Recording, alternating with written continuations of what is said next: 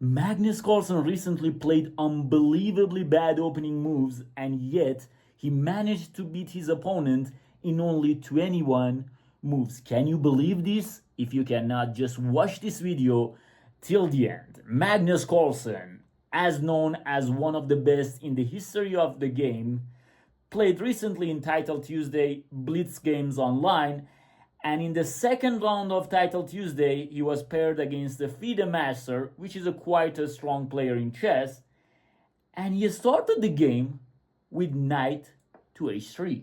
Clearly a bad move in the opening. I mean, it doesn't follow any kind of rules. In the opening, you are supposed to develop your pieces to the center, and you're supposed to control the center. But knight h3 is just a bad move in the opening.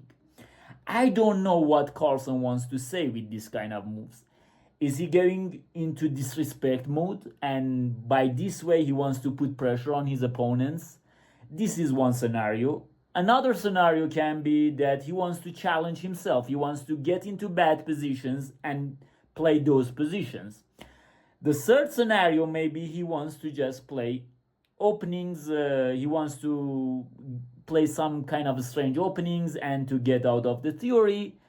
And the fourth theory is that probably he wants to prove that he is the best player ever in the chess game, and he can basically do anything and still win the game. You can write down in the comments which theory you support, or if you have any other kind of theories, please write down in the comment. By knight h3 he starts the game, and his opponent played d5. He controls the center and he wants to punish Magnus. Now d4, okay. One good move by Carlsen. Knight f6, bishop to g5. Strange kind of, what is the Trompovsky? Strange kind of Trompovsky. Knight to e4. And here bishop comes back to h4. And his opponent says, okay, thank you very much. I'm going to double your pawns. And my knight is in the center. This is two very stupid pawns, and your knight on h4, I mean, he has 4 pieces, 2 pieces and 2 pawns on the h-file, which is quite unbelievable. And his opponent played g5, and he wants to just punish Magnus with h5. He wants to just push, and now h4 is coming. He wants to trap this bishop. If bishop goes to e5, then we're going to play f6, and the game will be over. Okay, probably many players will play h4 here, or f3 maybe even, but Carlsen says, you know what, just go on with your threats and I will just play c4. What a move. I mean, isn't that h4 winning a piece? And his opponent just played h4, and it's a wrong move. He should have played something like e6 to protect the center.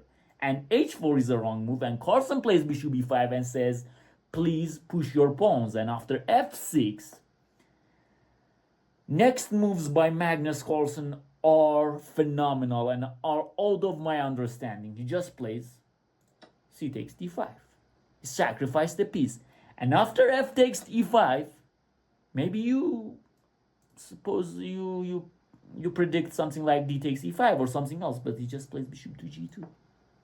What is this? I mean, I don't understand it, but if you look at it deeply, this knight doesn't have a good square to go. And the best move according to engine is to take on f2. I mean, let's switch on the engine. The best move is knight takes f2. And if you play knight f6, look at this position, d takes e5, look at these monster pawns. And after knight h5, he can play queen c2 with queen g6 ideas, king f7. Okay, welcome to the board, dear black king, and white will probably just checkmate black. So after d takes e5, no, this doesn't happen. And his opponent just played queen takes d5. Okay, but knight d2, this knight is pinned and I'm going to take it. Queen takes d4 and knight takes e4. Bishop takes e4 was better, but knight takes e4 is enough. His opponent plays knight c6, castle, castle, and e3. Probably it was better to play queen c2, but if someone knows Magnus, he knows that Magnus is dreaming about playing these endgames, and he always wants to go into these endgames. But his opponent knowing that, and he was quite tilted because Magnus played knight h3 against him, and he still managed to outplay him in just 14 moves, he was just trying to avoid any kind of end games, which is probably one of the mistakes that many players do against Magnus Carlsen.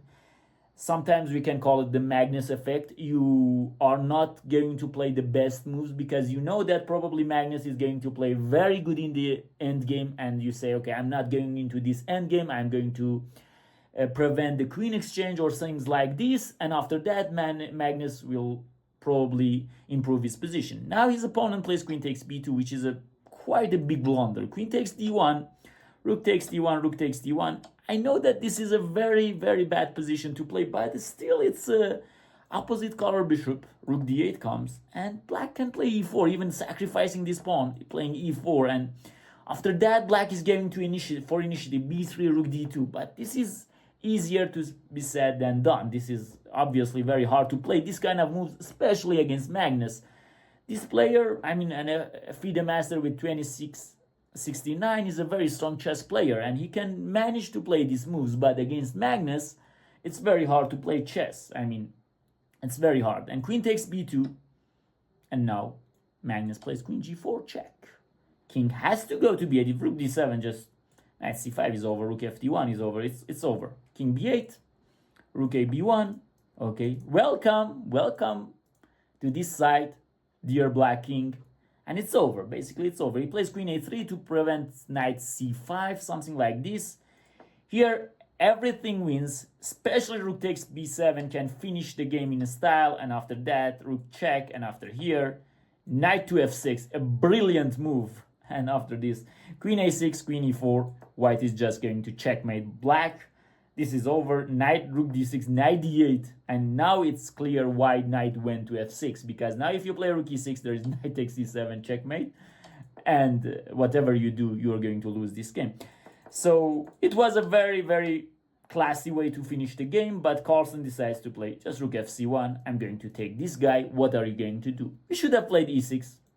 And better, he should have resigned in this position, of course, but he just played rook to h6. He wants to defend everything, but now with rook c1, we also protected knight c5. Now we can play knight c5, and look at these pieces.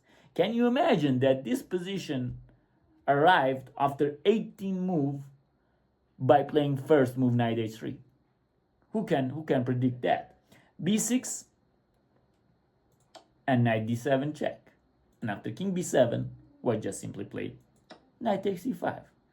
Look at this bishop. This bishop was the monster of this game.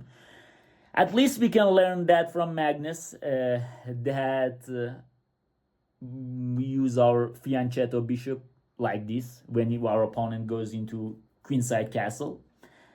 His opponent played queen takes c1, rook takes e1, and then he resigned. Just probably wants to play more than 20 moves.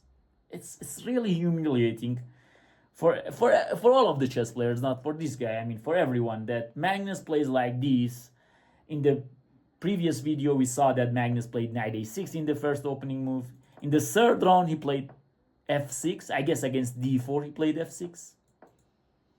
And he played very strange moves in this title cup in February the 5th. And if you like this video, please write down in the comments. I will cover more videos of Magnus Carlsen and his strange opening choices. I hope you enjoyed it, and if this is the case, please subscribe to my channel and share it with your friends, and remember always to enjoy chess and